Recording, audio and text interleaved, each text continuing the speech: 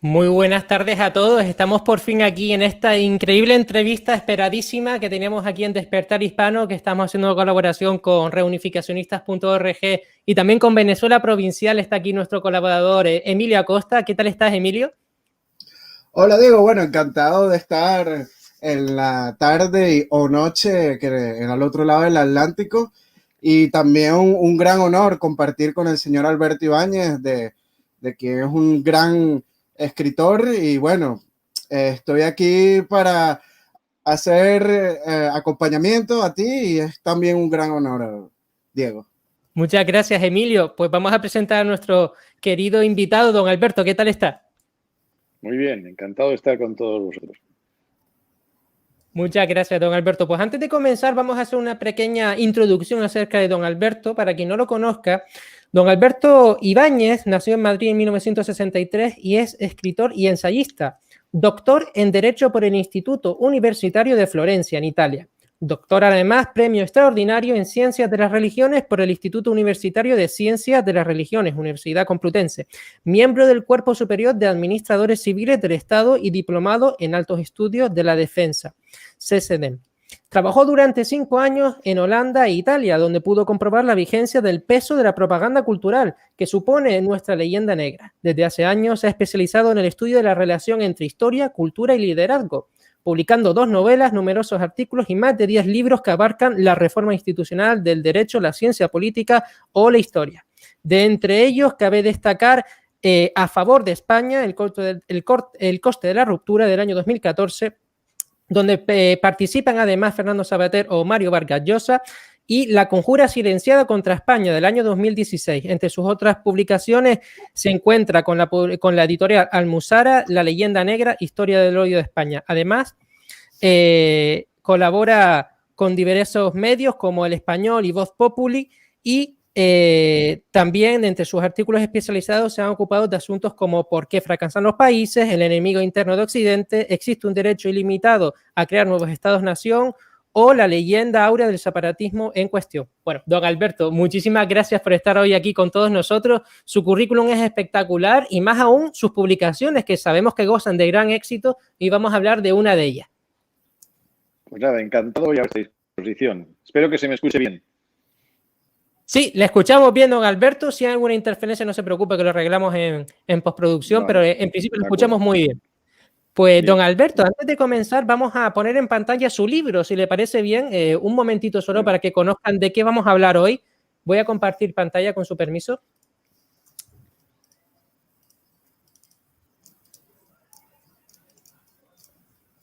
Aquí tenemos el libro, no sé, ¿lo ven ustedes, verdad? Sí, lo veo, sí. Sí, se ve perfectamente. Perfectamente. Aquí tenemos la última publicación de don Alberto, La guerra cultural, los enemigos internos de España y Occidente. Estamos ante un libro que analiza profundamente las causas de la actual fragmentación cultural que estamos viviendo, esta descomposición cultural que nos afecta no solo a Occidente, sino también al mundo hispano. Lo estamos viendo actualmente en ese autoodio, ¿no?, que quizás se plasmaba en el primer libro, el segundo libro sobre la leyenda negra, que es La leyenda negra, la historia del odio a España, que es el segundo libro de don Alberto, muy, muy conocido y popular aquí en territorio peninsular. Y nos encontramos quizás ante una continuación directa, don Alberto. No sé si usted podría hablarnos un poquito de por qué guerra cultural, por qué le ha puesto este título a este libro, y desentrañarnos un poco los enigmas que entrañan ante esta temática tan polémica. Bueno, efectivamente, yo considero que este libro es una continuación de los 2 libros que he dedicado a la leyenda negra. ¿Y por qué? Porque la leyenda negra fue la primera gran guerra cultural.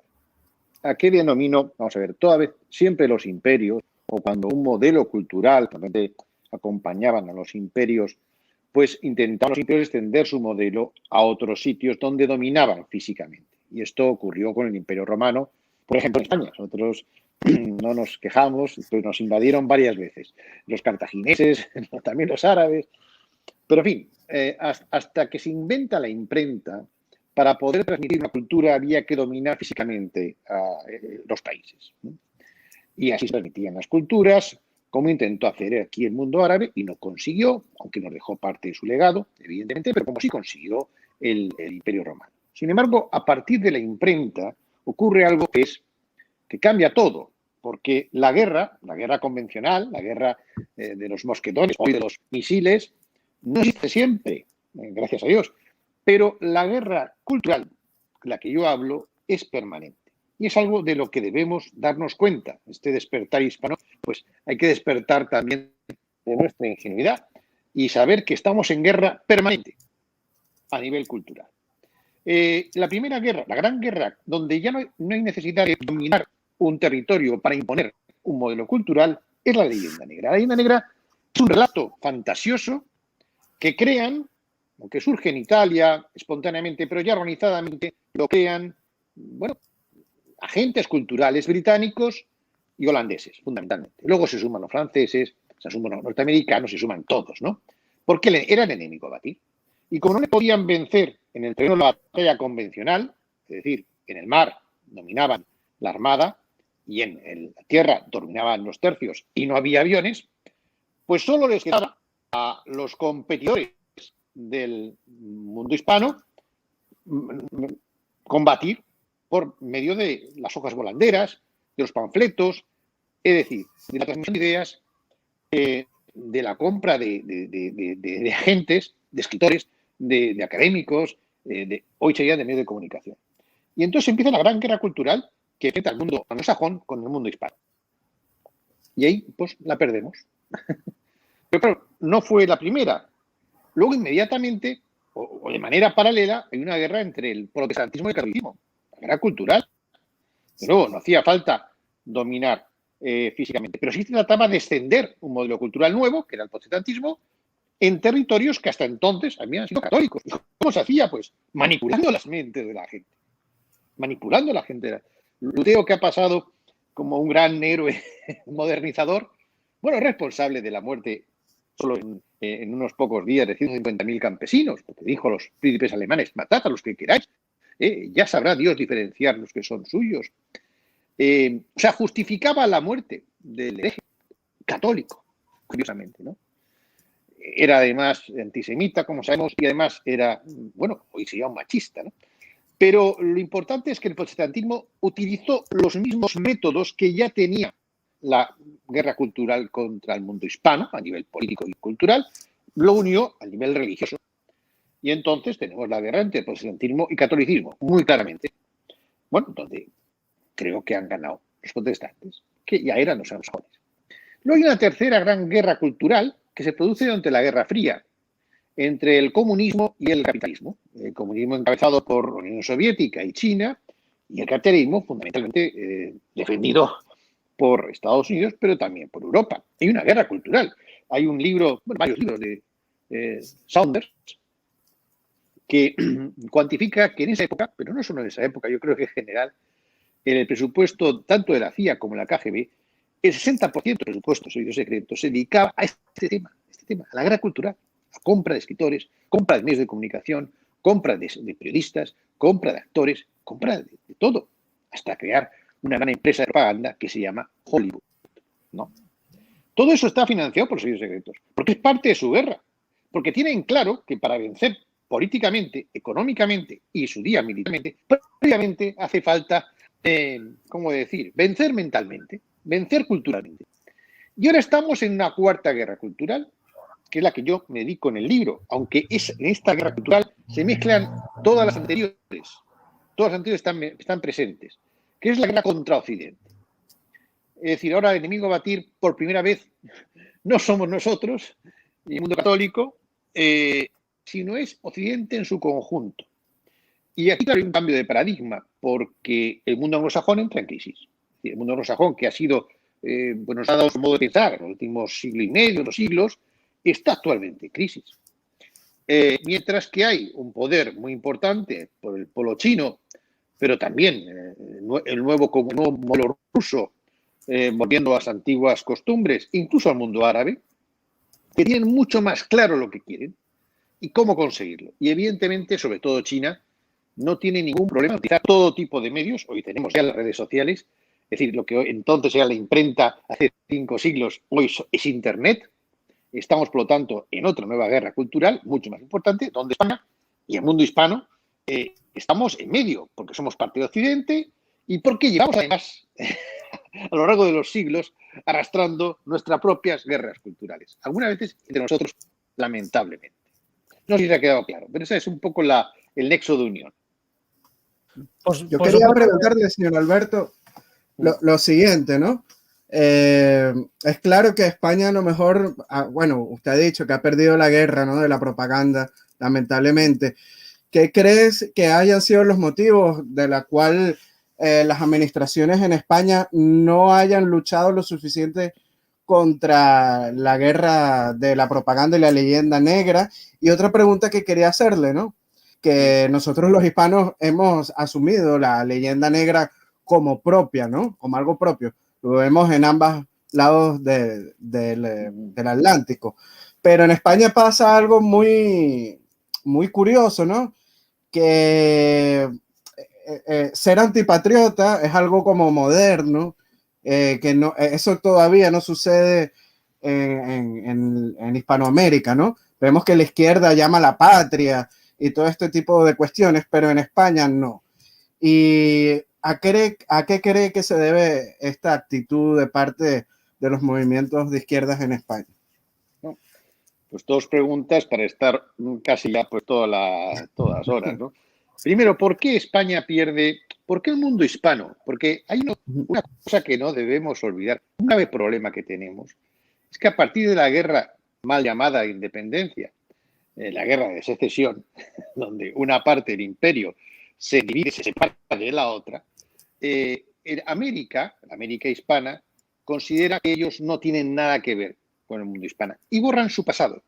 Oye, un pasado que fue glorioso. Luego hablaremos de este tema, yo creo que al final, porque creo que lo que hay que hacer es volver al modelo de la América virreinal que funcionó durante 3 siglos. Bueno, ese modelo de la América virreinal que venía de un diseño, primero los Austrias y luego los Borbones, funcionó y fue un éxito económico, político, cultural. Y sobre todo funcionó en América, más que en España, porque España siempre ha estado primero en guerra. Curiosamente, en América no había guerras, estaba relativamente paz. Ya, las guerras que había eran contra Inglaterra y Francia, pero para eso dedicaban los peninsulares a mandar los barcos, con lo cual América prosperó. España siempre estaba en guerra en Europa y luego dentro. Y tuvo muchas bancarrotas.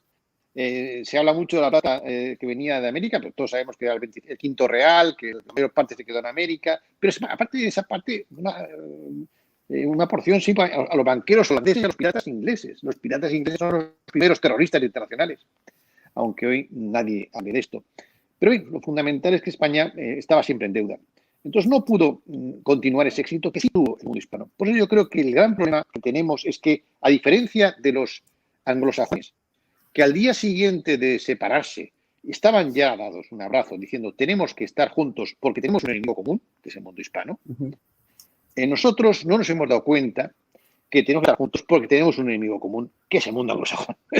aunque hoy igual hay otros enemigos, que no digo que no, y que, bueno, pues nos van a comprar los chinos y otra gente, ¿no? Pero durante mucho tiempo ha sido así. Y esa división entre nosotros lo han favorecido justamente nuestra derrota en los dos lados, ¿no?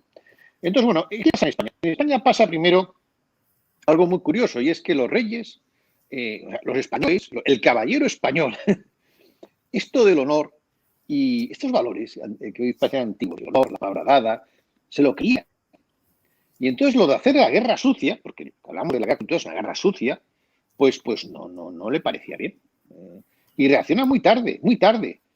Hay un ejemplo, por ejemplo, incluso Felipe II, que ya tiene unos servicios secretos profesionales, y que de hecho manda matar a Isabel I. Pero, por ejemplo, no se preocupaba de este tema del relato. Como mucho con algunas élites, pero no a nivel popular. Y un ejemplo es la contraarmada. No sé si saben qué es la segunda parte de la batalla. Ellos dicen Armada Invencible, la Gran Armada.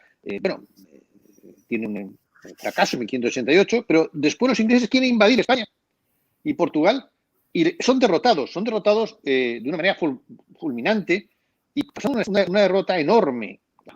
mucho mayor que la del arma invencible. Y sin embargo, Drake, que era el que mandaba los barcos, y Norris creo que mandaba el ejército, hacen un pacto para que no se hable de eso. Y borran, porque los ingleses han dominado siempre el correo y la propaganda, pero no solo en su técnica, sino físicamente. Es que han estado siempre detrás de los grandes medios de comunicación. Siguen hoy. Siguen hoy. Los grandes medios de comunicación están dominados por el capital anglosajón, pero siempre, porque lo han tenido muy claro siempre, y borran de la historia esa derrota. Hasta hace poco que se ha recuperado. Lo mismo pasó con la derrota de Vernon a mano de Blas de Lezo. Es que físicamente el rey dijo, se borra esto de los archivos, pero no de Inglaterra, de todo el mundo. Y eso lo mismo pasó con el siglo XVI español, XVII, el siglo de oro, de las letras, que fue también de América. Porque estaba Sor Juana y muchos otros que participaban de ese siglo de oro. No solo de la península, era de todo el mundo hispano. Hasta ahora, como la Escuela de Salamanca, que a 150 años de un nivel altísimo de pensamiento, que es donde empieza la modernización real, no con la Revolución Francesa, que se cortaban cabezas, se ha borrado. Todo eso ha sido borrado por los que manejan estas cosas, que son la metodología, que son los de siempre, ¿no? Los ingleses y los franceses. España reacciona tarde. Reacciona mal, no se entera de que haga esto, y yo creo que sigue sin enterarse. Hoy no puede uno, sí, sigue llamando la atención que el separatismo catalán o el vasco hayan tenido ese éxito que han tenido fuera, comprando catedráticos, comprando medios, comprando asesores, con dinero público, mientras que el gobierno español no ha hecho lo mismo. Para defenderse a sí mismo, hay un enemigo interno, por eso hablamos ahora, ¿por qué elijo los enemigos internos? Luego hay un problema, que yo, también viene de nuestra mentalidad católica, eso de, bueno, tener que ser honrado, de que no lo creemos, y que no pensamos que está mal hablar mal de los demás, está mal hablar. Y luego hay una ingenuidad, porque realmente nos hemos creído una historia llena de patrañas. Es incomprensible a nivel psicológico. Bueno, aquí un psiquiatra habló del complejo de inferioridad que tenemos, pero es alucinante, porque uno de los grandes países, bueno, modelos, imperios del mundo, asume como cierta un relato que han creado otros sobre él y no lo cuestionan. Es incomprensible. Yo aquí le encuentro alguna explicación en otro fallo que hemos tenido, que es que nuestras élites no se han dedicado a defender el interés hispano, podemos decir, el interés nacional. Y eso es una prueba, lo doy sin entrar en polémica, y es que España no tiene masonería propia. Más allá de lo que hayan podido decir los masones, también está pero la masonería es inglesa y francesa. O sea, originariamente, ahora hay más, ¿no? Luego Norteamérica sí crea su propia masonería, quizás México, pero España no. España no tiene una masonería propia. Los masones españoles son, en mayoría, de obediencia de la Gran Logia inglesa o del Gran Oriente francés. ¿Y qué es la masonería? Pues, entre otras muchas cosas, es la organización de unas élites para defender los intereses de ese país y de su modelo cultural en el mundo. Cuando los masones españoles creen que están defendiendo la modernidad, no, están metiendo los intereses de Rondón, los intereses del mundo anglosajón o del mundo francés. Claramente, además, hay casos muy claros, por ejemplo, Prim era masón, lo mataron otros masones por razones de interés francés. Está claro, ¿no? ¿Por qué eso sigue siendo así hoy? Pues yo creo que hay que preguntárnoslo todo, porque afecta a España, pero afecta al mundo hispano. Yo cada vez estoy más convencido que a pesar del desgarro que consiguieron los que promocionaron aquellas guerras, que no fueron exactamente los habitantes de allí, sino había intereses, sobre todo, como digo, de Inglaterra por dominar, siempre quiso dominar la América hispana, físicamente, bueno, no lo consiguió, pues hizo lo de siempre, en dominarlo económicamente a través de la deuda. Lo que hace Gran Bretaña después de la guerra de secesión, independencia, es comprar la deuda a los países emergentes. No había países americanos antes. Y que ahora lo están haciendo los chinos también, por cierto. Bueno, sí, efectivamente. Entonces, quiero decir que es una técnica para tenerlos dominados. Entonces, pero pasó igual con Portugal. Cuando Portugal se separa de España en 1940, Inglaterra hace lo mismo. Es decir, no había interés, no había una gran demanda en la población portuguesa de España. No había. Luego se han inventado que no se admitían los portugueses en la corte de Madrid, pero realmente había un virrey en Portugal, por cierto, Sí que había intercambio de élites y no había ningún problema. Lo que pasa es que los ingleses los compran a los nobles ingleses, la población, esto no iba con ellos, y consiguen en un momento de debilidad, es curioso que pasa igual cuando se separa América, en un momento de debilidad, estamos con la guerra contra Francia, muchos años, en un momento de falta de fondos, en un momento que Cataluña también se quiere separar por la especie francesa, consiguen que Portugal se separe. A partir de ese momento, Portugal entra en quiebra. Tarda 80 años en recuperar la renta que tenía cuando estaba con España. Según México. México era riquísimo antes de separarse. ¿Por qué entran en quiebra todos los países hispanoamericanos? Bueno, hay una mano negra que quiere que entren en quiebra. Esto hay que... Y no es España. Y no es España. Esta división nos ha fastidiado mucho, pero cada vez que yo investigo estos temas veo muchas similitudes entre lo que pasa en Hispanoamérica y lo que pasa en España. Ahora, por ejemplo, con el tema de las lenguas que están surgiendo en España, pero no solo el catalán y el vasco, es que ya prácticamente cada región ya recupera lenguas que estaban extinguidas o no eran lenguas, son dialectos, porque eso da dinero, porque da identidad, porque da política, porque gana elecciones. Es igual en América. Hay una cosa, fíjense, si no fuera por el español, que no calcularon esto. Cuando ellos promocionan esta gran separación, querían acabar con el predominio español para siempre. Y lo hubieran hecho. De hecho, en la crisis española de siglo y medio, no seguimos en ella prácticamente, no nos hemos recuperado. Pero también América entra en crisis. ¿Qué es lo que nos mantiene unidos? La lengua. Con eso no pudieron. Milagrosamente. Porque si hubieran podido, pues no habría en estos momentos. Se habían acabado con todo lo que supuso aquello que creo que fue muy importante. La lengua nos ha permitido todavía sentirnos parte de una comunidad cultural, social y política, yo creo. Y por eso no nos han derrotado del todo, porque separados somos muy débiles, claro. Separados no somos nada. Ningún país de los 20 hispanoamericanos, bueno, ahora 21, porque yo considero Estados Unidos el 21, porque además 2/3 partes de Estados Unidos actual era hispano. Separados no somos nada, pero unidos sí somos fuertes. Y hay muchos intereses en que no estemos unidos. Ahora, ¿por qué nosotros mismos jugamos este papel?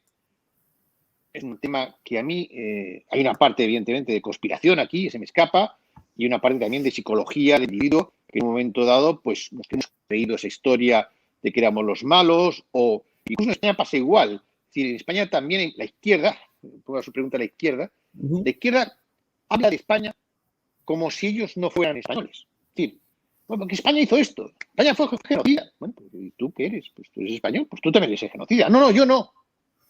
Son aquellos, pero aquellos quienes eran. Bueno, aparte que aquellos se quedaron todos en Hispanoamérica, ¿no? Pero bueno, tus antepasados. No hay unos antepasados de izquierda o de derecha, son todos los mismos. El hombre español de izquierdas es el único que habla de una superioridad moral y de como si hubiera dos Españas, realmente. Una la suya, que es la que está por venir siempre, que es el futuro, tal, y otra el pasado, que es todo horroroso, y es de los otros. Pues ahí no sé, serán de derechas, que no había derechas hace 2 siglos o 5 siglos, ¿no? Pero esa cosa que ellos, por ejemplo, prefieren que España se rompa, voy a decir a lo mejor algo que no afecta a todas las personas de izquierdas, pero una parte de la izquierda española prefiere que España se rompa antes de que España mande las derechas. O sea, para ellos su enemigo es la derecha. Esto no pasa en ningún otro país. O sea, tú vas a Francia y el socialista francés es sobre todo francés y luego socialista. Evidentemente se entiende con el tipo que es de derechas o es golista, porque tiene diferencias, pero sabe que por encima de esa diferencia hay algo que les une, que son todos franceses. En España no. En España ha sido siempre como moderno decir que España no existía, pero sí Cataluña y el País Vasco, cosas muy extrañas. Realmente es cosas que dices, no puedes explicarte porque son tan absurdas que incluso los extranjeros, o sea, la gente que no conoce esto, no lo entiende, Pues hay una minoría explotada. ¿Qué dices? ¿Qué minoría? Ven aquí a ver lo que pasa. Si están ellos explotando a los que se sienten españoles. Si quiero que hay intereses económicos en que España nunca despierte, en que España nunca vuelva a ser importante. Eso sí que está presente en la historia y sigue hoy. ¿Por qué? Bueno, podemos plantearnos esto quizás más adelante. Don Alberto, antes de seguir comentando todo este asunto que realmente nos tomaría varias sesiones, ¿verdad?, abordar, Claro. quería hacerle una pregunta, porque, bueno, analizando un poco su libro, el cual ya mostramos al principio, se lo muestro a través de nuevo aquí en pantalla, La guerra cultural, los enemigos internos de España y Occidente, hay una serie de capítulos que a mí me llaman mucho la atención, y son aquellos en los que usted se adentra de una forma bastante realista, ¿no? Incluso atrevida, ¿no? Porque es un tema que no se suele tratar y en su libro sí, el tema de la España buenista, de la España del ruido y las copas, ¿no? Esa España que pierde los valores y que está sometida quizás a esa barca de tranquilidad que sienten aquellos cuando no llevan el barco, sino cuando le llevan a uno, ¿no? Entonces, ¿qué piensa usted de la herencia que tiene España y esa actitud de dejarse llevar, ¿no? Que yo pienso que está perfectamente tratada en ese apartado de su libro, son varios capítulos. De nuevo estamos en un tema que nos une a todo el mundo hispano. En Europa, España es conocida era conocida hace años como el país de la siesta. Como fuéramos pues los perezosos, los que trabajábamos poco, los que éramos impuntuales, los que tal. Bueno, esto no era así. No era así, primero porque la siesta tiene origen romano, es la hora sexta, que antiguamente pues también se descansaba. Era una hora donde se descansan. Todavía los monasterios tienen esta tradición. Luego es una tradición solo española, es una tradición que viene del mundo romano. Evidentemente, o sea, que en los sitios hace más calor, pues es lógico que esa siesta exista, pero nosotros nos hemos incorporado a la Unión Europea, ya no se echa siesta a nadie en España. Sin embargo, ha pasado una cosa muy curiosa. También somos el país de la fiesta. Y aquí, esto también lo compartimos con nuestros hermanos del otro lado, hay un componente en principio positivo. Hombre, somos gente que nos gusta la fiesta, nos sabemos divertir, pero claro, esto empieza siendo positivo siempre que tenga unos límites, ¿no? De hecho, bueno, hay una cosa que toda la música hispanoamericana está muy de moda. O sea, bueno, igual, la bachata, el merengue, todo, ¿no? Y también aquí el flamenco, y en todo eso, parece que siempre sabemos los que más, los Latin lovers. Hay un componente positivo. Pero eso es un poco la primera fachada. Detrás hay una parte oscura. ¿Qué pasa si somos el país de la fiesta? Y pues que no somos fiables. Si al final han conseguido, porque ahora voy a explicar cómo han conseguido, porque no era así antes, que España, hablo de España porque la conozco mejor, no duerma, o duerma poco, o duerma mal, son los sitios de Europa donde se duermen menos horas, pues trabaja peor, es evidente. ¿Qué ocurre? Que al final somos el país de la fiesta, el país del sol, viene la gente aquí a divertirse, nos convertimos en el país turístico, pero ellos vienen aquí a divertirse a costa nuestra, rompen escaparates, los ingleses son terribles, y vuelven a su país a trabajar y sacar adelante. Yo hablo de suecos, de noruegos, de daneses, de alemanes, ingleses. ¿Qué pasó con esto? Pues yo creo que forma parte de la guerra cultural y voy a explicar por qué. Pongo el ejemplo de España. En España es falso que seamos el país de la fiesta más que otros países. Estaban las fiestas populares. Pero había una causa muy clara por la que no podíamos ser el país de la fiesta, porque no había luz hasta hace poco en la mayor parte de los pueblos. Y sin luz, pues la mayor parte de la gente que vivía en los pueblos, pues se acostaba cuando más o menos se iba el sol, había los quinqueles, las velas, etcétera, y se levantaba con el gallo a trabajar al campo. Éramos un país trabajador, el país del silencio, de los monasterios, de la mística, de los conventos, donde y también de los filósofos, porque aquí ha habido muchos filósofos, aunque no se les llame así, mucho pensamiento, sobre todo el mundo religioso, pero también fuera, ¿no? Mucho teólogo. Pero de repente hay como esa transformación. Hay un ejemplo que pongo en mi libro, en mis dos libros, que cuando Roma tarda 20 años en conquistar toda Galia. Toda Galia, toda Francia. No llega a 20 años. En España costó 2 siglos. Y no porque tuviéramos 2 siglos, 2 siglos. Bueno, en España no era entonces un país consolidado. Había las tribus íberas, las celtas, los vascones, muchos grupos. Pero era un pueblo fiero, terco y valiente. Defensor de sus costumbres. y nada, y están los sitios de Numancia, por ejemplo, o está Viriato como gran héroe. Es decir, éramos gente adusta, gente seria. Esta característica perdura a través de los siglos. Por ejemplo, en el siglo XVI, cuando se habla de los tercios, se habla del francés. El francés era el peor soldado, porque era mujeriego, bebía, era pendenciero, le daba la juerga, al juego. El caballero de los tercios, que muchos eran también alemanes o eran suizos, bueno, de otros países nacionales, pero muchos eran españoles, eran adustos, eran serios, eran cumplidores, eran así. Entonces, ¿qué ha pasado para que esa imagen del hombre de los tercios, que fue el mismo que llegó a América, con 4 hombres, venció imperios? ¿Eso cómo se hace? Si te vas a la juerga, no lo haces. Si estás todo el día bebiendo, no lo haces. Deben ser gente muy adusta, porque eran muy religiosos. Entonces, eso, ¿qué pasa? Que en ese momento, cuando el caballero de los tercios era eso, España triunfó. Y poco a poco, aquello que fuimos, lo dejamos de ser. Y poco a poco nos hemos ido convirtiendo en un país, lo decía Antonio Machado, de charanga y pandereta. Hay 2 Españas, la de charanga y pandereta y la de cincel y de la maza, de la rabia y de la idea. Eso lo dice Antonio Machado en el Mañana Efímero. Son esas 2 Españas.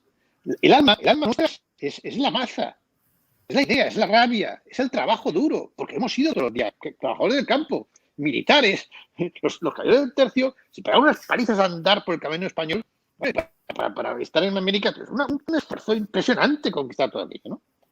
¿Qué queda de aquello? De aquellos valores. ¿Qué quedan de aquellos valores? Prácticamente nada.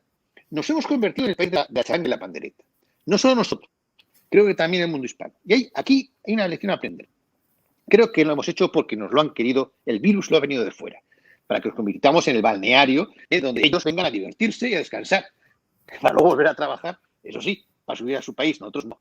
Pero aquí hay una lección a aprender, y es que podemos demostrar al mundo que somos capaces de divertirnos y de trabajar eficazmente al mismo tiempo. Ese es el reto. Es decir, que el mundo hispano, vale, nos gusta la fiesta, pero también tenemos límites. Y es lo que fallamos. En mi libro, por ejemplo, hablo que hay que recuperar que no hay éticas y límites. Hemos perdido los límites, no solo los valores, los límites. Bueno, incluso aquí en España, cuando he estado, de repente, pues hemos descubierto que se puede salir antes y volver a las 12 y haberte divertido sin tener que molestar a los vecinos o sin tener que no dormir porque al día siguiente hay que trabajar. Es posible. Otros lo hacen porque nosotros tenemos que salir tarde. ¿Por qué hace calor? Otros países hace calor y no es esa la excusa. Es como pasa con... Si hace mucho calor eres pobre. Entonces, ¿qué pasa con Israel? ¿Por qué Israel no es pobre y está en pleno desierto? No inventemos excusas. Singapur Otra manía que tenemos mucho... ¿Perdón? Singapur es otro ejemplo. Otro ejemplo, es decir, no tiene nada que ver. No inventemos excusas. Somos muy dados, los hispanos, incluido España, a buscar un chivo expiatorio, a que echar la culpa, para no ser responsables nosotros. Pues sí. Ahora aquí, por ejemplo, de España, pues todo es culpa de Franco, aunque ya he muerto pues más de 40 años. Pero hemos encontrado un chivo expiatorio al que echar la culpa de todo. O en Hispanoamérica, la culpa es de España. Y no entran en tu propia responsabilidad, no te empoderas, no asumes tu propia responsabilidad de tus errores. Claro, yo pongo un ejemplo. He escrito hace poco un artículo sobre Houston. España tiene un problema psicocultural. Y claro, digo, bueno, si Apolo 13, que es cuando dicen en Houston tenemos un problema, claro, ¿por qué dicen que tienen un problema? Pues porque hay los mandos empiezan a y claro, todo hay unos fallos en cadena, ¿no? Hay unas pruebas, consiguen volver a la Tierra y hacen un análisis, detectan los fallos y ya con el Apolo 14 se puede volver a lunizar. ¿Qué pasa con nosotros? Pues que estas luces en los pueblos de mando están pero miramos a otro lado. O decimos, esto es culpa de no sé quién. No, esto hay que resolverlo, porque no olvidemos que el Apolo 11 fue un éxito. Es decir, el mundo hispano ha sido un éxito. Y esto creo que debemos tener todos un orgullo. ¿Pero por qué fue un éxito? Porque tenía unos valores. Pasa igual que con el Imperio Romano. Hay un historiador, yo lo cito en mi libro, Amianto, creo que es italiano, que justamente identifica la decadencia del Imperio Romano con la pérdida de las virtudes romanas que hicieron grande al pueblo romano. El pueblo romano no era grande porque sí, porque tenía detrás, aparte efectivamente, las legiones, pero igual que los tercios, es que es muy similar todo. Ellos innovaron con las legiones, nosotros con los tercios, pero sobre todo es porque había unas virtudes cívicas y privadas que hacían al legionario romano o al patricio romano un ser eficaz en su trabajo, en su familia, etc. Cuando esos valores se pierden, quiebra todo.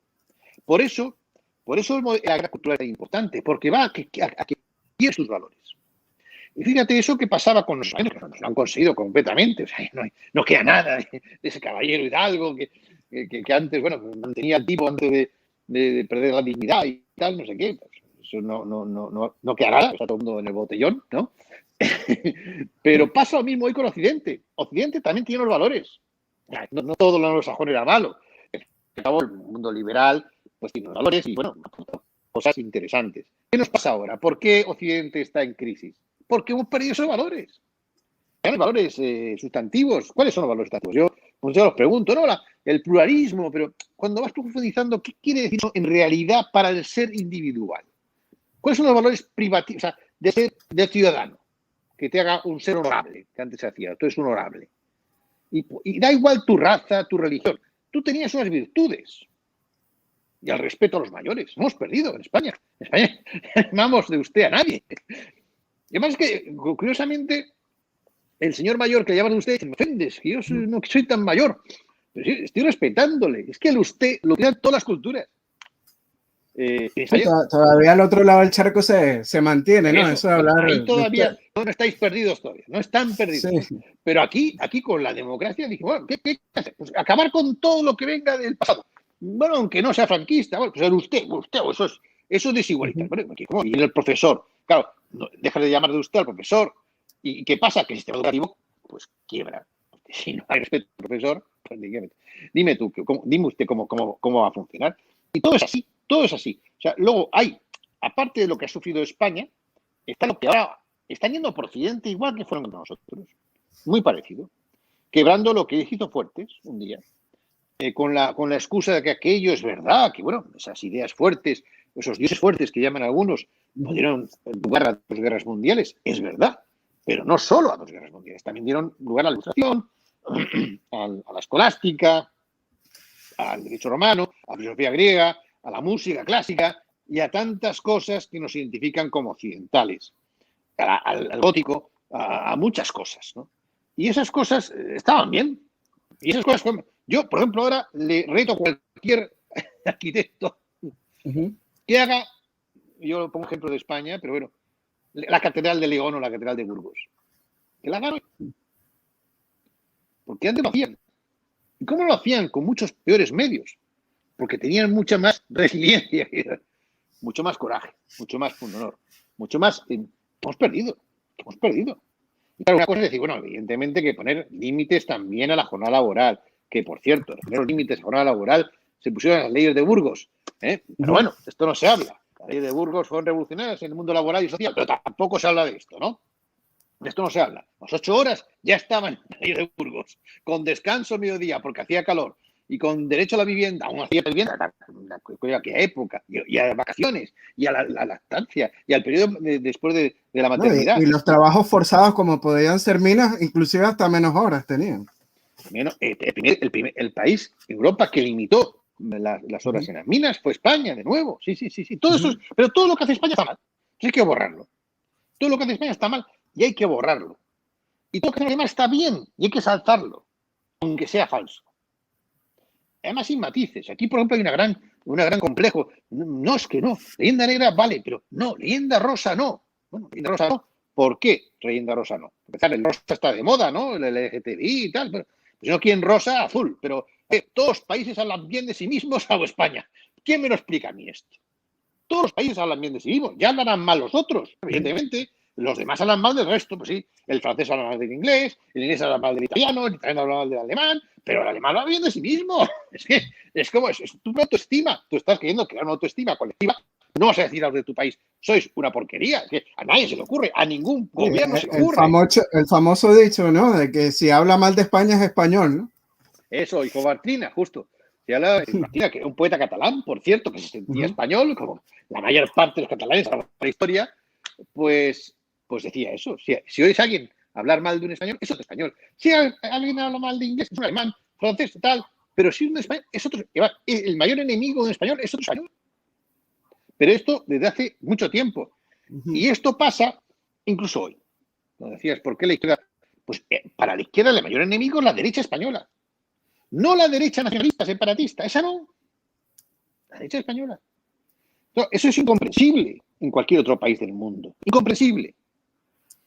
Hay que darle, bueno, muchas vueltas para ver de dónde viene todo ese rencor, toda esa frustración. También viene de no haber hecho autocrítica de sus errores, claro. Es más fácil siempre la culpa a otro de tus problemas. Y si no tienes a un extranjero, que lo hace todo el mundo, pues un español. Como todo el mundo echa la culpa a los españoles, pues otros también. Pero a nosotros mismos, el autoodio, ¿no? Ahora, incomprensible. Sí, exactamente. Siempre se trata de buscar como una especie de chivo expiatorio. Lo estamos viendo ahora en Norteamérica, ¿no? Con todo esto, el movimiento del Black Lives Matter, ¿no? Y está sucediendo una cuestión muy singular, que es el derrumbe de estatuas de conquistadores españoles, inclusive de reyes como Isabel la Católica. ¿Qué crees a qué se debe esto? ¿Por qué este movimiento en Estados Unidos busca todavía un chivo expiatorio español? ¿Se debe a la antigua leyenda negra, no cree usted? Bueno, hay dos razones. En este caso se juntan dos elementos. Uno, seguimos con la misma leyenda negra de siempre. Anglosajón. Se me ha olvidado decir una cosa que siempre digo en mis charlas. La otra pregunta de la leyenda negra es ¿por qué fue la más duradera? No solo la más intensa, la primera, la más intensa y la más duradera, hasta el punto que sigue hasta ahora. Todo dice, no, todo el mundo, todos los imperios han tenido leyendas negras. Dice la gente. Sí, pero ninguna con la duración de intensidad de la española. ¿Por qué? Porque cuando España dejó de ser ya un contrincante, la leyenda negra pasó a ser una gran cortina de humo para ocultar los horrores que empezaban a hacer otros. España fue el primer imperio moderno, ¿no? El primer imperio que utiliza barcos, sale de... Pues lo que hace España es impresionante, es que el planeta se conoce a sí mismo gracias a la aventura de Colón y Pérez Cabrera. Eso no lo había hecho nadie nunca. Lo único que se puede equiparar es lo de llegar a la Luna y no hemos vuelto. Lo cual, pero quiero decir, esto cambió el mundo, cambió la cosmografía, cambió todo. Después de unos cuantos años. Eso tiene... Hay un momento éramos contrincantes. Y hay un momento en que ya deja de ser contrincante España, pero empiezan los imperios británico, francés, alemán, holandés a extenderse. Y a matar gente. Bueno, el anglosajón ya había matado a todos los indios de Río Grande para arriba, pero llega a Australia en el siglo XVIII y sigue matando igual. Es decir, de los 500.000 aborígenes, deja 30.000. Y en el 19 en África también lo vemos. Y en África, efectivamente. En Tasmania, en Tanzania, en tantos sitios. Esquimaos. Pueblos enteros esquimaos. Pero son ingleses, pueden hacer lo que quieran. Entonces, ¿qué pasa? Que necesitaban la leyenda negra española para tapar sus vergüenzas. Una gran cortina de humo. Es como el juego del trilero. ¿Dónde está ahorita? Pues si ves aquí, no está, te hago el truco por aquí. Si ves a la leyenda negra, lo malo que eran los españoles, nadie habla de lo malo que están haciendo los belgas en el Congo, los holandeses por todas partes, los franceses, los italianos y los ingleses fundamentalmente, que ha sido el imperio más genocida de la historia. Digo occidental, porque no nos hablamos ya de la época de los mongoles y tal, ¿no? Pero en la época moderna, más genocidas en ellos, ¿no? Entonces había que taparlo, como han tapado que el mundo anglosajón ha sido el único imperio capaz de lanzar bombas atómicas sobre la población civil. Había que taparlo. ¿Cómo? La leyenda negra española. Y hoy sigue igual. ¿Qué pasa? Que en pleno Black Matters descubrimos que los padres de la patria norteamericana eran esclavistas. ¡Hombre! ¿Qué me dice? Igual que los de Hispanoamérica, por cierto. Bueno, exactamente. Pero, es decir, ellos han ido... O sea, mientras que nosotros hemos negado nuestro pasado, y yo hablo de España, no digo de los Hispanoamérica, pues después sí que... Pero que un español niegue el valor de los reyes católicos, de César Carlos, que fue emperador en Europa y en América, de Felipe II, incluso de Cisneros, hay que estar muy chalado para decir que esos tíos eran malos, ¿no? que está muy chalado. Bueno, pues nosotros lo negamos. Ahora, los americanos han creado un mito, esto sí que es un mito, de los padres fundadores. Eran intocables, hay sus estatuas, la apoteosis, tal, no sé qué. Eran dioses, realmente. Eran dioses humanizados, mitos, que eran nadie, porque eran 13 colonias de blanquitos en medio de... Habían esquilmado todos y todo era... la parte de la que tenían que conquistar era hispana. Pero los mitifican. Fíjate la diferencia tan brutal entre lo que hace Hispanoamérica con sus orígenes. Digo orígenes europeos, porque ellos no hablan de los indios. El mito del paraíso prehispano, que es el que domina en América hispana, no existe en el norte. No existe. Han cargado a todos. Los que están ahí están en reservas. ¿Quién lo va a defender? Si son el 0,6% de la población norteamericana. ¿Quién va a defender eso? Nadie. Pero claro, negros sí hay. Y entonces, cuando ellos idolatran a los fundadores, blanquitos todos, millonarios todos, y esclavistas la mayoría, hoy tienen un problema. ¿Y qué tienen que hacer? Pues resucitar la leyenda negra. Vamos a tirar a Fray Junípero Serra. Vamos a tirar a tal. ¿Por qué? Porque así nadie habla del fundador de Harvard, del fundador de Stanford, que eran todos esclavistas, que eran todos, que mataron indios, a todos. En fin, nadie habla de ellos, hablando de los españoles, que ya tienen mala fama, así que vamos a resucitar. Eso es una parte de la balanza. O sea, seguimos en lo mismo. Y para el mundo anglosajón sigue siendo un chollo la leyenda negra anti-española, que la resucitan cuando necesitan desviar la atención de sus propios problemas. Que nadie hable de Jefferson. Bueno, hay muchos presidentes norteamericanos que fueron esclavistas. Hasta Lincoln, que fue el último. La otra parte es el movimiento identitario que estamos viviendo en nuestros países. Que es una cosa curiosa también, porque hay un problema que yo también digo que es español y es hispano, que es la extraña presencia del comunismo en el siglo XXI en nuestros países. Es algo doblemente extraño, porque por un lado el comunismo ya fracasó en el 1989, cayó el muro de Berlín y todo el mundo vio que no funcionaba. Económicamente no funcionaba y políticamente pues era un sistema totalitario y que producía el Gulag o que produjo la revolución cultural de Mao con 100 millones de muertos. Eso lo vieron todo el mundo, menos los españoles y los hispanoamericanos. ¡Qué curioso! Hombre, también es verdad que es curioso doblemente porque nosotros tenemos en nuestra cultura, es decir, si quieres hacer una revolución social, hagámosla, pero no hay que ir a Marx, que es de otra cultura, que es alemán, que Marx vivió en Inglaterra, que lo escribió pensando en la sociedad inglesa, tremendamente clasista, arriba y abajo, esas películas que vemos por las series. Nosotros tenemos la Escuela de Salamanca, tenemos la doctrina social de la Iglesia, tenemos una base propia para hacer una revolución social si queremos. Sin necesidad de ir al marxismo, ni soviético ni chino. Inclusive filósofos como Gustavo Bueno. Bueno, Gustavo Bueno, que nombre de izquierdas y también patriota. Pero puede ser las dos cosas, no les pasa nada, ¿no? Sí, por lo tanto, hay un movimiento de izquierda que se dice ser patriota, que son justamente los discípulos de Gustavo Bueno, como puede ser Pedro Insúa, Iván Vélez, inclusive conseguimos hasta comunistas como Santiago Armesilla. ¿Qué opina de este estilo de movimiento? Bueno, yo tengo para mí otro problema que tenemos en otros países, es negar a los mejores. Por ejemplo, en España hemos negado a Gustavo Bueno. Gustavo Bueno es un maestro del siglo XX español, filósofo español, bueno, filósofo hispano, porque se preocupaba, un gran filósofo, pero también estaba Eugenio II, estaba Eugenio Trías, había otros, ¿no? Pero efectivamente una diferencia de Gustavo respecto al resto es que creó una escuela y una metodología propia, el materialismo histórico, que lo desarrolló mucho y que, bueno, al final lo enlazó con la defensa de la recuperación de lo español. Entonces, me parece un movimiento muy interesante. Claramente, de hecho sí que es verdad que hay una izquierda que está intentando recuperar, pues eso, incluso ahora llaman izquierda jacobina, están llamando unos partidos, un nuevo partido que Aire se llama, que creo que está en Pedro Insúa por ahí, porque Iván Vélez está en Vox, como sabes, que se ha ido por otro lado, porque claro, la escuela de Gustavo Bueno ha dado de todo, porque él realmente se podía leer, tenía muchas lecturas, ¿no? Pero bueno, claro que me parece muy, muy importante El problema es que la gente no llega a ese tipo de... La gente normal, la gente que vota, pues no sé si llega a ese tipo de curaciones. Pero hay nuevos partidos que están intentando recuperar una izquierda, incluso jacobina, no solo patriótica en el sentido positivo, sino centralista, porque no por nada, sino porque podemos ser como Francia. Yo muchas veces digo en mis charlas, cuando me hablan del referéndum catalán, ¿no? Referéndum de autodeterminación, referéndum de derecho a decidir. Yo haría un referéndum, evidentemente, en todo el territorio, porque no se puede partir el pueblo soberano. El pueblo soberano es todo el pueblo español.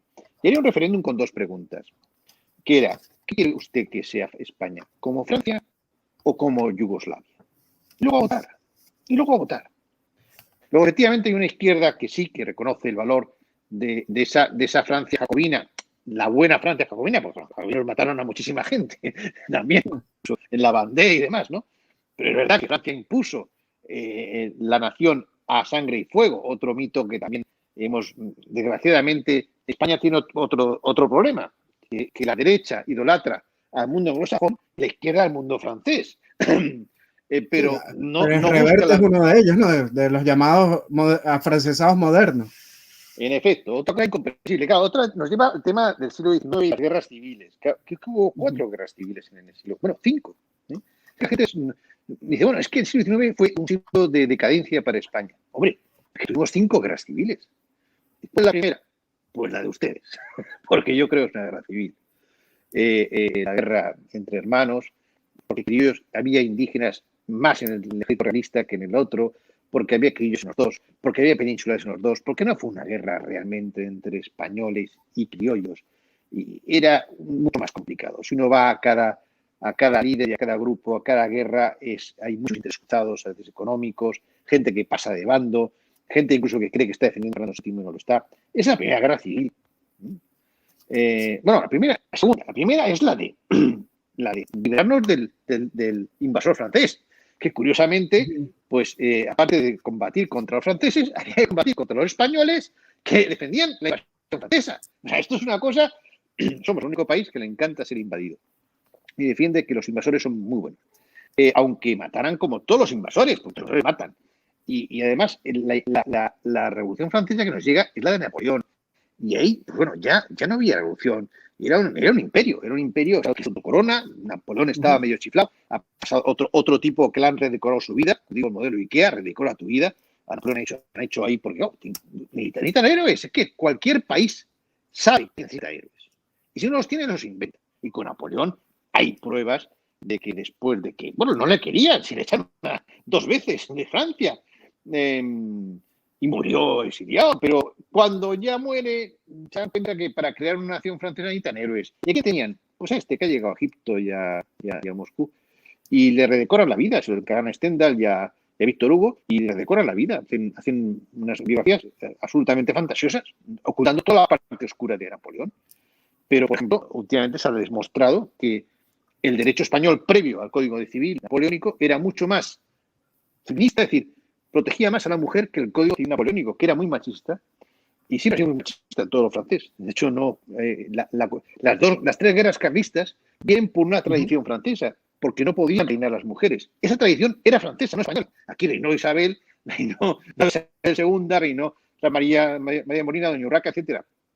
Sobre todo en Castilla no estaba prohibida en España que reinasen las mujeres. Era una costumbre francesa de los Borbones.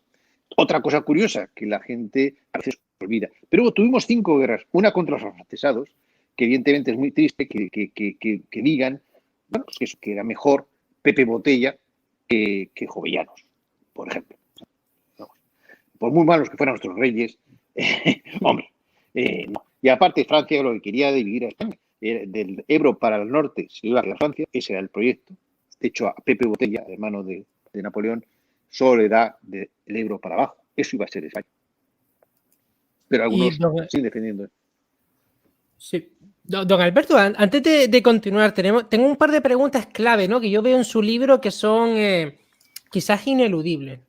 El tema del separatismo dentro de España, ¿no? Como una consecuencia razonada a partir de la pérdida de la identidad, ¿no? La pérdida de los valores españoles hispanos, ¿no? Podemos hablar de la Escuela de Salamanca un poquito, si a usted le parece bien. Y también me interesa mucho, podemos hablar después más tranquilamente y pasar a esa parte, la parte del renacimiento hispano, ¿no? Podemos llamarlo así, ese resurgir, ¿no? de nuestra cultura que se está viendo a nivel cultural para un nuevo equilibrio, ¿no? Como lo dice usted, ¿no? Esa forma de catalogar lo que nos está pasando ahora, ¿no? Nosotros somos Despertar Hispano y quizás sentimos esa misma visión que usted, ¿no? Ese renacimiento hispánico, Sí, ¿no? sí. Bueno, bueno, las dos cosas. Yo creo que hay una operación para romper España que tiene de nuevo muchos aliados. No solo hay hay mucha gente interesada en que España no funcione y España se rompa. E incluso gente dentro de España, por eso digo en el medio interno. Pero evidentemente ese separatismo catalán y el vasco se alimentan de la misma leyenda negra. O sea, no podría existir con una imagen positiva de España. Para que exista el separatismo catalán y vasco, tienen primero que tener una imagen negativa de lo español. Para decir a su gente, bien, no queremos ser como estos. Por eso, el separatismo vasco y catalán son, entre otros, los que han suscitado el tema de la Inquisición, que es falso, o del genocidio, nada que celebrar. Todos esos movimientos ellos están detrás, poniendo dinero. Bueno, hoy había una noticia en el periódico que Maduro se ha reunido con la CUP y con Bildu. O sea, hay un movimiento que están interesados todos porque es la misma, es el mismo relato falso, pero lo español no funciona, hay que cargárselo y separarse de esto. Lo que han hecho los pueblos hispanos, lo mismo está haciendo ahora mismo Cataluña y el País Vasco. No es ajeno, es el mismo movimiento.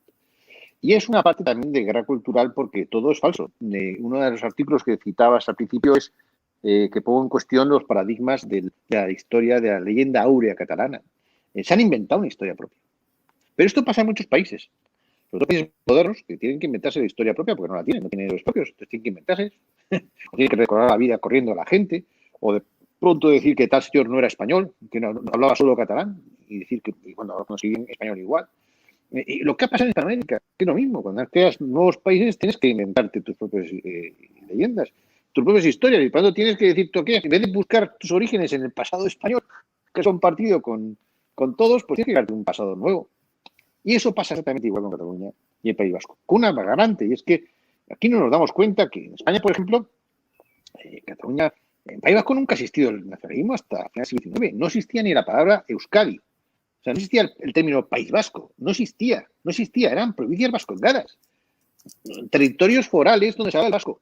No había ni siquiera unión entre ellos, hasta que llega Sabino Arana y se inventa la bandera. Pero es a finales del siglo XIX. No había habido nunca. De hecho, la mayor parte de los miembros del ejército español han sido vascos. ¿De dónde surge eso? Pues de nuevo, hombre, también ahí está la bandera que es parecida a la inglesa. Hay cosas que detrás del separatismo vasco han estado los ingleses y del catalán han estado los franceses. Pero no solo, hoy ya no es así. Hoy es que tienen vida propia. ¿Por qué? Porque hay un movimiento general para destruir a los países. España es más fácil. ¿Por qué? Pues porque si tiene la leyenda negra. Empiezan por el rival más débil, pero es un movimiento general, un movimiento globalista que quiere cargarse a los Estados-nación. Y entonces, ¿qué hacen? Pues acrecentar las divisiones. Si son por lengua, si son por raza, si son por lo que sea, Claro, en España lo tienen fácil, con lo cual estos se juntan, por eso detrás del separatismo catalán están Soros, dicen, y está Putin. ¿Por qué toda esta gente mezclada, si igual Putin da igual? Pues porque Putin quiere cargarse a la Unión Europea y entonces España es un rival débil dentro de la Unión Europea. ¿Sí? Hay un montón de cosas que se entrelazan para al final conseguir un papel. Lo triste no es esto, es normal. Todo el mundo tiene adversarios y enemigos. Lo triste es que el gobierno español o los gobiernos españoles no se den cuenta de la jugada y crean que van a resolver el problema con dádivas o con concesiones o con perdones. No, que esto no va de eso. Que esto no, al contrario. Si queremos, por ejemplo, en Francia tiene Cataluña francesa y País Vasco francés y Córcega y Bretaña. ¿Por qué no hay separatismo allí? Porque no les dejan. Texas hizo un intento separatista en 1800 y pico. Y por supuesto que no hay. Y el presidente, como se le ocurría algo, mandaba a la Guardia Nacional. Hace poco se planteó un referéndum también en Bavaria. La final alemán dijo que no, y no se planteó más, y se olvidó el tema. Es decir, la solución frente al separatismo, este separatismo que es absurdo, que no viene de un colonialismo, ni de un país donde no se respetan los derechos, al contrario, tienen más autogobierno que nadie en el mundo. La solución no es darles, porque eso es como, vamos al problema cultural de las familias hoy. ¿Qué pasó en la familia? ¿No cree, don Alberto, que ilegalizar los partidos políticos separatistas sería una opción? Bueno, yo no voy tan allá. Si es que basta con que tengamos un gobierno que crea en España, que se afirme en defensa de sus valores. Bastaría con eso. Que no es lo que tenemos, desgraciadamente, porque estamos divididos entre nosotros. Estamos discutiendo de las calles y tal, en vez de tener un discurso único dentro y fuera. Bastaría con eso. Y bastaría. Y si tú lo haces bien, no tienen ninguna posibilidad, pero tienen que verte convencido, claro. Pero pasa igual en las familias. Yo pongo el ejemplo que lo que pasa en España es un problema también cultural, porque pasa igual en las familias. ¿Qué ocurre en las familias? Pues que los hijos están empezando a maltratar a los padres. Fíjate, hijos, patria. O sea, ponemos una región, el símbolo sería, las regiones son hijas de la patria España, ¿no? ¿Qué hacen estos hijos? Maltratan al padre. ¿Qué hacen? ¿Por qué le maltratan? Porque le respeto. Para empezar. Segundo, porque están consentidos. El gran problema de la paternidad es como pedir autoridad, que consentimos a nuestros hijos lo que quieran. Todos sus caprichos. Capricho. Claro. Ya no es que llamen de usted, porque mis padres llamaban de usted a sus padres. Es que tú. O sea, la falta de respeto a los padres es increíble. Pero es por culpa de los propios padres. Los padres no se imponen, tienen miedo a educar. Uy, por dónde no se puede tocar a nadie. Bueno, vale, de acuerdo, pero hombre, pues una tabla de castigos, una tabla de premios y castigos, ¿no? Que sean claras, que sean definidos y con mucho cariño, pero firme. Y sobre todo no crear vagos, no crear perezosos, no crear gente que viva a costa de los demás. Bueno, eso es exactamente lo que está haciendo el Estado con País Vasco y Cataluña. Son los hijos rebeldes, uno incluso mataba y ponía bombas. No. No tomemos represalias, al contrario, le damos el cupo vasco, el autogobierno más. Pero si no has pedido que deje de matar, pídele que deje de matar antes, ¿no? Dieron el cupo vasco y te ha seguido matando 30 años. O sea, es un gobierno ingenuo, es un gobierno que cree que el mundo funciona de una manera que no es como funciona. Un gobierno, yo creo pensar que ingenuo, pero pensando mal, pues un gobierno un poco que llamo yo de hispanobobos. Los hispanófobos de fuera y los hispanobobos de dentro, que son los que están destruyendo España por dentro, porque se interiorizan el discurso negativo. ¡Ay, qué malos somos! Vamos a ser buenos, así nos querrán. Igual que los padres. Vamos a darles regalos, vamos a darles dinero, vamos a dejarles el coche. Así nos querrán. No te van a querer. Te van a despreciar. Y encima tu hijo nunca hará nada de provecho porque le estás educando mal. ¿Qué pasa ahora? ¿No cree que una solución sería un patriotismo transversal que ataque todo eso directamente? En efecto. Yo lo que digo en mi libro, al final, una de estas cosas es que yo creo que en España necesitamos un patriotismo transversal donde una persona, sea hombre, mujer, homosexual, católico, ateo, medio pensionista, se sienta orgulloso de ser español y honre a sus antepasados. Es algo tan sencillo como esto. Tenemos que honrar a nuestros antepasados, ¿no? Porque somos sus herederos, porque estamos aquí gracias a su esfuerzo.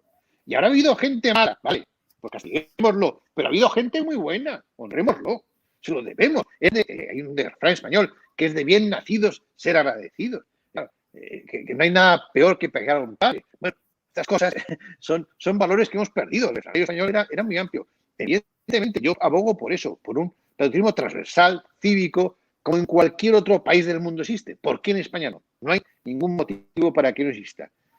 Y luego entro en la parte que decía Diego. Yo, como veo esta crisis que hay a nivel global, por la posmodernidad, que ha supuesto una quiebra de valores y interna en España, pues veo, y bueno, ¿qué hacemos? ¿Qué hacemos? Porque Occidente está en crisis, evidentemente. Ya Estados Unidos, bueno, tiene muchos líos y ya no tira como antes, no es un referente cultural. Puede todavía ser referente económico y militar, pero no sabemos por cuánto tiempo. Pero culturalmente ya no lo es.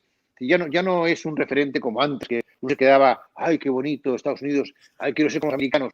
Ya no es así, mucho menos Inglaterra. Inglaterra, bueno, está en una crisis interna también muy importante, porque Escocia, que lo que llama modelo anglosajón, no funciona. El francés también está en crisis. Entonces, yo lo que digo es que estamos en un momento de la historia, que podemos irnos al garete todos, o podemos, como en otras épocas, aprender nuestros errores, aprender nuestro pasado, recuperar lo mejor de nuestro pasado y, actualizándolo, plantearnos un futuro con más fuerza. ¿Qué es lo que está haciendo China y Rusia de una manera u otra? Recuperar lo mejor de su pasado. Y aquí entramos con la Escuela de Salamanca. Evidentemente, yo creo que el modelo hispano tiene varias patas muy importantes que hay que recuperar.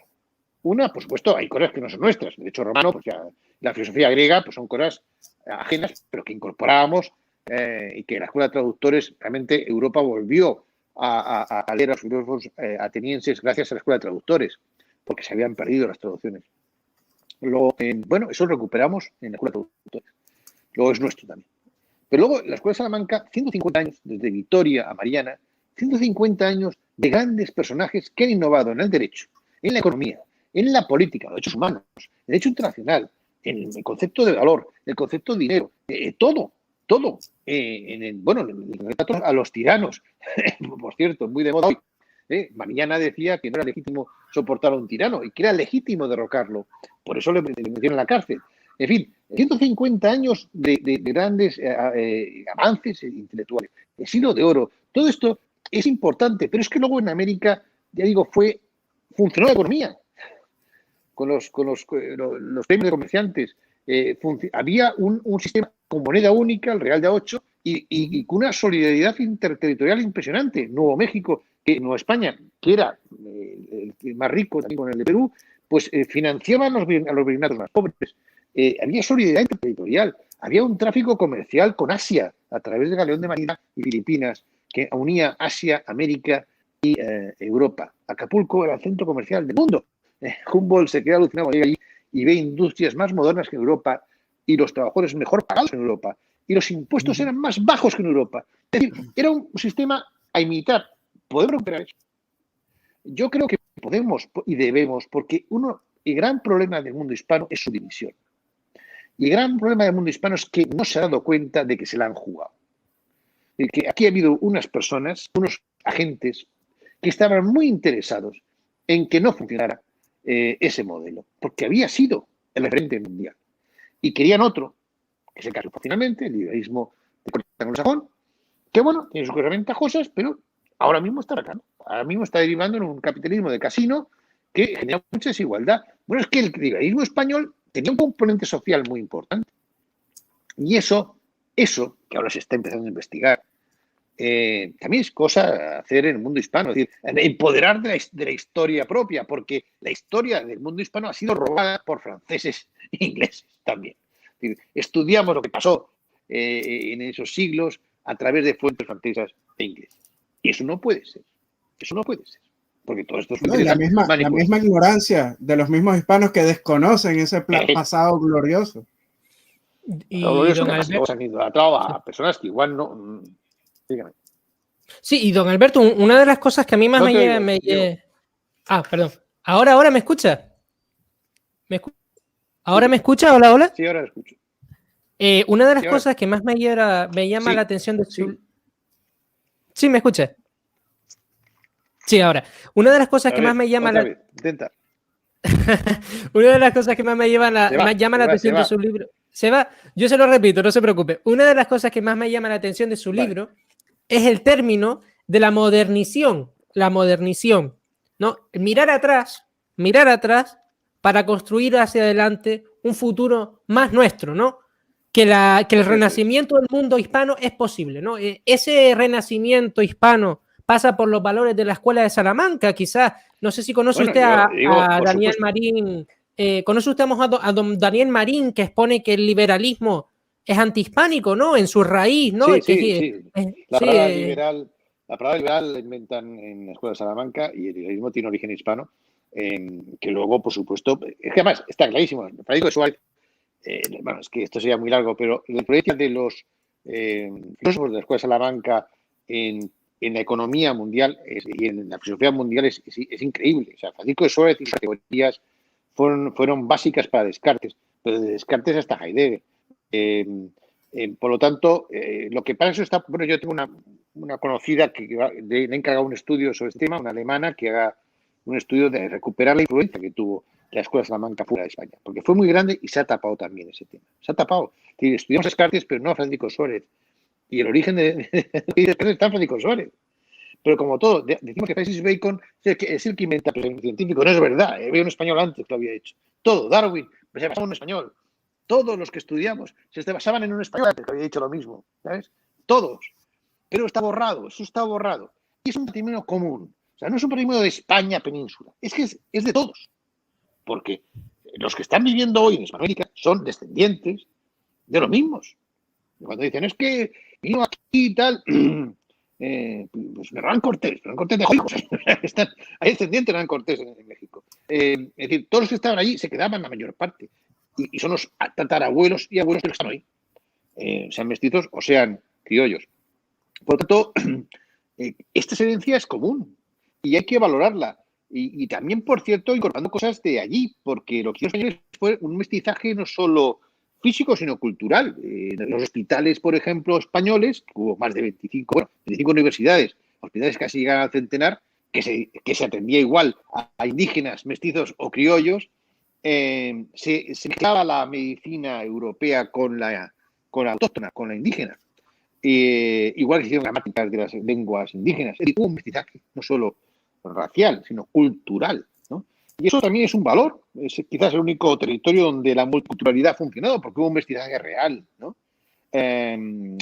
Y además salimos todos beneficiados, ¿no? Por lo tanto, yo sí, en la posición que quiero decir, pues que la posmodernidad ha roto la modernidad.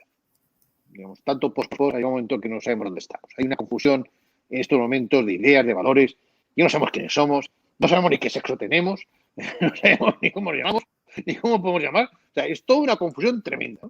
Luego, son momentos de estos de caos, de confusión, donde en términos bíblicos sería donde el diablo se aparece, que siembra la confusión, el caos, la cizaña, ¿no? La división, ese tipo de cosas es el mal, ¿no?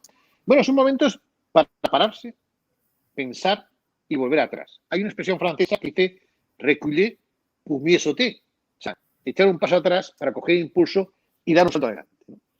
Eso es el renacimiento. Renacer, volver a donde naciste y volver a coger lo que es adaptar. Hay que actualizarlo, evidentemente, al día de hoy. Es evidente que hay cosas que decir los teólogos o los filósofos de Salamanca que hoy no se pueden decir porque el mundo ha cambiado. Pero que hay una base firme, que es la tradición, que hay que mantener en cualquier sociedad para que esta funcione. Eso es indudable. Cuando tú vas a una casa, pues te dicen, hombre, una casa que sea normal, ¿no? Una casa de cachondeo, no, pero tú dices, vas invitado, pues mira, tú tienes aquí, pero hay unas normas, aquí se va a unas horas, se come a otras, tú te adaptas a unas normas que hay en esa casa, ¿no? Y bueno, pues ya está. Bueno, pues igual, cada país, cada cultura tiene unas normas, unos valores, y que los que vengan de fuera tienen que adaptarse a esos valores. Y se adapta estupendo. Pero pues tiene uno aquí, uno hace lo que quiere, tal, no sé qué, viene con su mochila cultural, hace lo que quiere, tal, no sé qué, pues los árabes pues se vengan con su... no, o sea, aquí hay unos valores. Y lo que hay que hacer es, ¿cuáles son esos valores? Evidentemente que nos unen a todos. Y esos son valores que nos hagan funcionar como sociedad. Por eso digo, tradición y modernidad. Que no se puede no quedar solo en el pasado, porque quedar solo en el pasado, claro, no sales del puerto. Hay que volver al puerto, cargar bien el barco, reparar las averías, pero volverte a andar. Y para eso necesitas un plan de viaje, unos nuevos aparatos, la modernidad. Pero la modernidad con un pie en lo que hemos ido. Y sobre todo, como digo, no hay que romper las raíces. Esto lo tienen muy claro los japoneses. Nosotros somos hijos de mucha gente. Hijos, nietos y bisnietos. Estamos aquí gracias al esfuerzo de mucha gente. Que tan mal no lo hicieron, pues porque estamos aquí. Claro, no estamos seguros de que nuestros nietos estén aquí. O sea que nosotros podemos hacer lo peor. Podemos cargarnos el mundo. Ahora no se lo han cargado. Nosotros sí, podemos cargarnos. O sea que, cuidado. Nuestros abuelos, tatarabuelos y tal, hicieron muchas cosas malas, pero mira, estamos aquí. Y de hecho, nosotros vivimos mucho mejor que los abuelos, pero que nuestros padres. Luego ya hay un problema ahí que empieza a ver que se está derritiendo el modelo, se está derritiendo y hay que volver a solidificarlo. No estamos en una sociedad líquida, como dice Bauman, estamos en una sociedad ya gaseosa, todo gaseoso. Ya no hay nada sólido, ¿no? como dice Muñoz Molina, un escritor español, todo lo que era sólido, escribiendo cuando la sociedad sabíamos a qué atenernos, los valores, las costumbres. Hombre, hay un margen de flexibilidad, pues lógicamente, pues hay que comprar a la mujer al mundo de trabajo, pues, por supuesto, y los homosexuales tienen que tener sus derechos, por supuesto, pero también tenemos que tener una especie de marco en el que orientarnos, unos límites.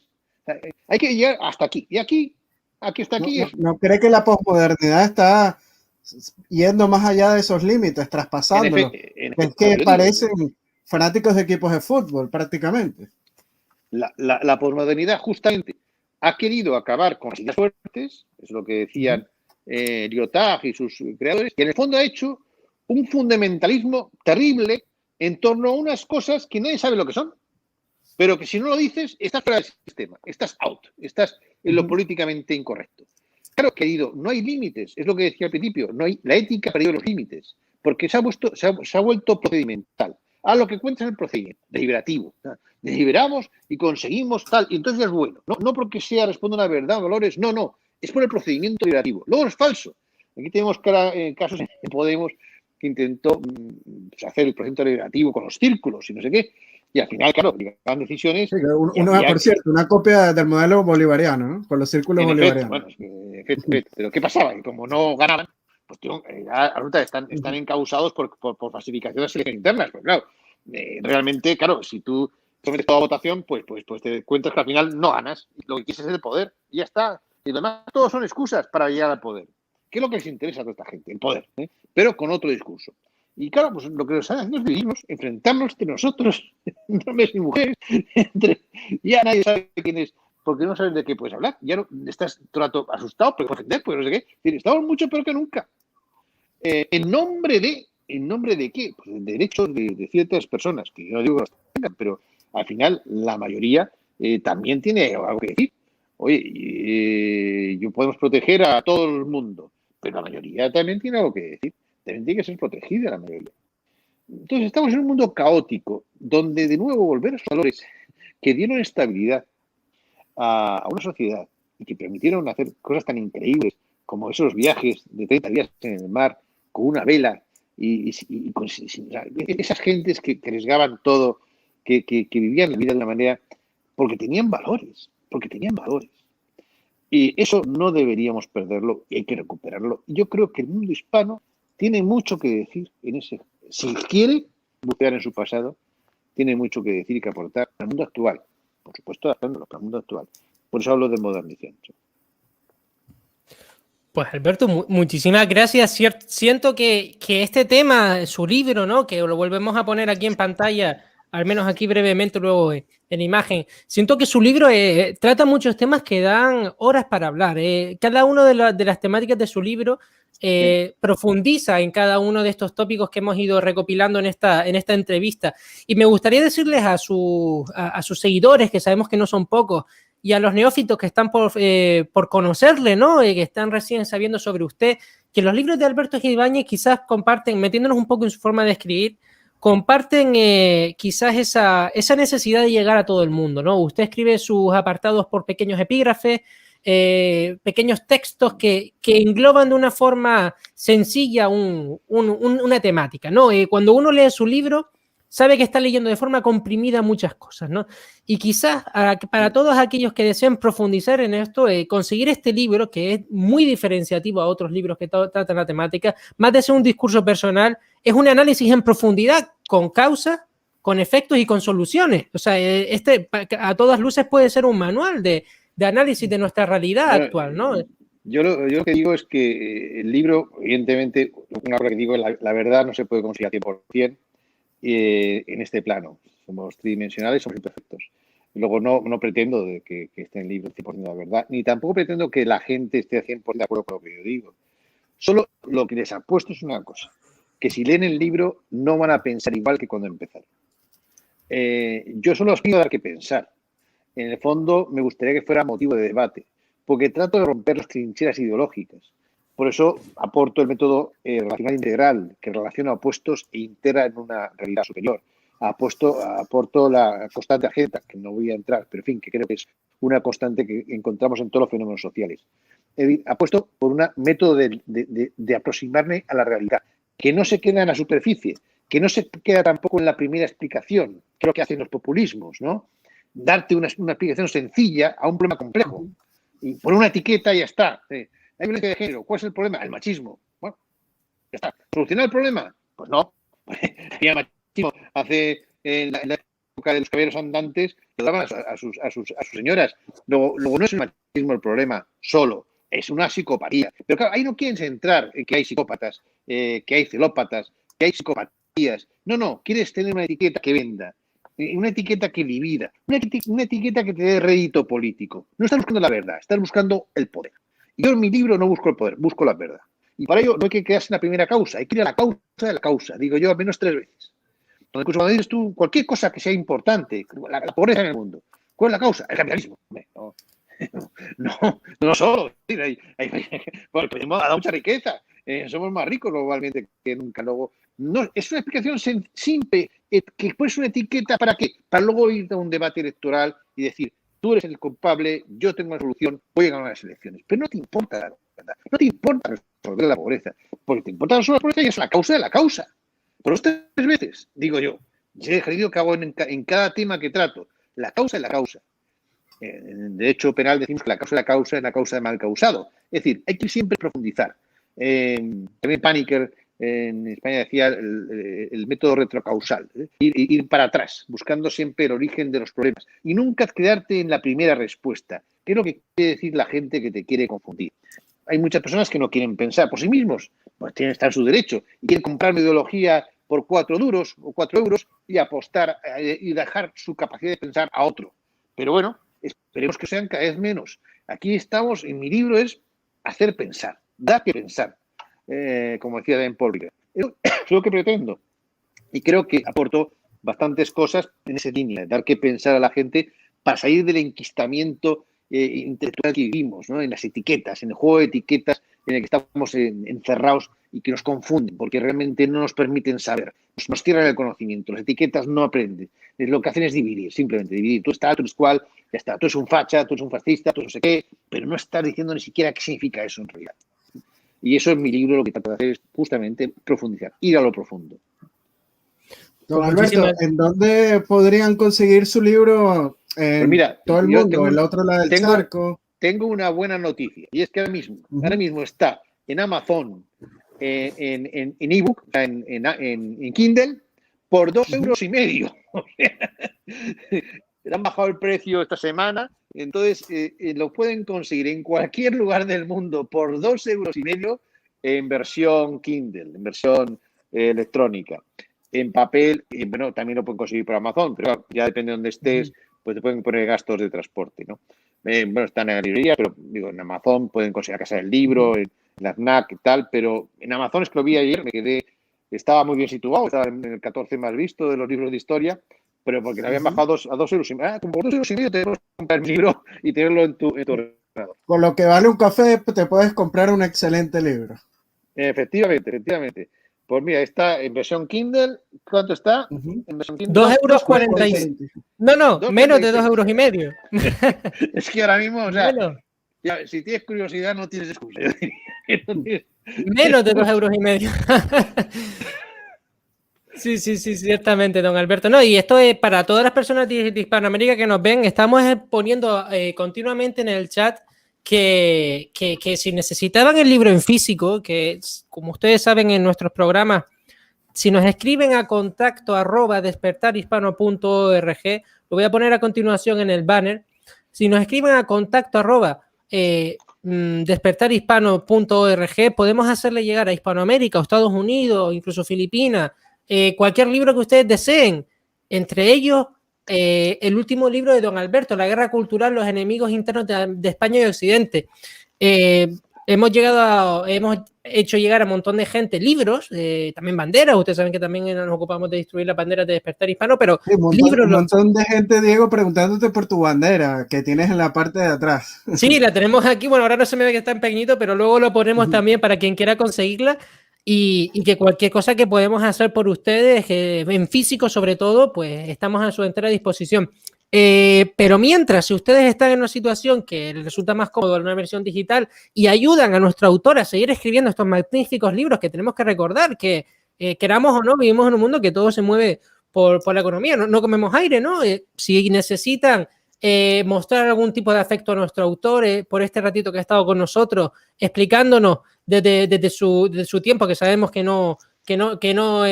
escasea de él, vamos, que no lo reparta cualquiera. Dedíquenle un momentito a replantearse si quisieran, aunque sea adquirir su versión digital, que de seguro no les va a decepcionar. Como también su otro libro, Historia de España, pero Leyenda Negra, Historia del Odio a España, que también es uno de los libros más vendidos en esta temática aquí en España, y que incluso a aquellos que les gusta esta temática, sabemos por sus lectores que es una persona, don Alberto, muy querida dentro de los lectores, dentro del hispanismo, dentro de no solo del hispanismo, sino de otras corrientes que han sido tremendamente inspirados por usted, y eso lo demuestran los numerosos artículos y diarios en los que usted normalmente y asiduamente escribe, que invitamos también a todo el mundo a revisar sus artículos, que son una verdadera gozada. Pues don Alberto, no sé si quisiera decir algo más, y también Emilio, acerca de yo encantado de haber conocido a don Alberto el día de hoy. Le invito una cordial invitación cuando quiera a mi programa en Venezuela Provincial para hablar un poco de historia. Es un canal de historia, ¿no? Sobre todo esto de la leyenda negra. Y bueno, encantado con haberte ayudado, Diego, también el día de hoy en tu entrevista. Muchas gracias, Emilio, que no sé si saben que se me cayó ahí un momentito el internet y Emilio me echó una manita. Y don Alberto, por Dios, que muchísimas gracias por estar con nosotros. Si quería decir algo más antes de cerrar el programa. Nada, agradecer la oportunidad, que nos hemos retrasado un poco, creo que en parte por el partido de España, que sí. penalti a Suiza. No sé cómo va la Copa América, cómo va la Copa, no sé cómo va. En fin, que también encantado por mi parte de haber compartido este tiempo con todos ustedes, con todos vosotros, y estoy a su disposición para lo que quieran, entrevistas o cualquier aclaración. Muchas gracias a todos y desde España, buenas noches. Muchísimas gracias, don Alberto, y muchísimas gracias a ti también, Emilio. Pues nos vemos en la próxima y recuerden, somos Despertar Hispano, nos pueden encontrar en redes sociales, en Facebook, en Instagram, en YouTube, nos pueden encontrar también en Telegram, en WhatsApp, dejamos al final del vídeo nuestras direcciones, y también promocionar por última vez el libro de don Alberto Gil Ibáñez para todos aquellos que no lo hayan conocido antes. Vamos a mostrarlo una última vez y con eso vamos cerrando junto con la promoción, por supuesto, de nuestro queridísimo don Emilio Acosta con Venezuela Provincial, que les invitamos a todos a entrar a su página de entrevistas. Tienen un montón de programas dedicados a la historia y están todos invitados. Don Alberto, nos vemos en la próxima. Muchísimas gracias y gracias por este tiempo con nosotros. Hasta la próxima. Gracias, don Alberto. Gracias, Diego. Un abrazo a los dos. Hasta la próxima, Emilio. Adiós. Adiós.